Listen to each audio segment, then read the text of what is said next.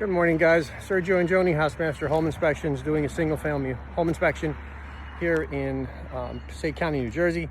Walking the roof, and some of the things that I can tell a poor maintenance or poorly done maintenance. If you look here, you can see these plumbing vents have been sprayed with paint.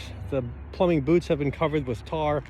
Here you can see one of the reasons that they did cover them with tar is because the rubber has deteriorated, and now you've got a pretty big gap there.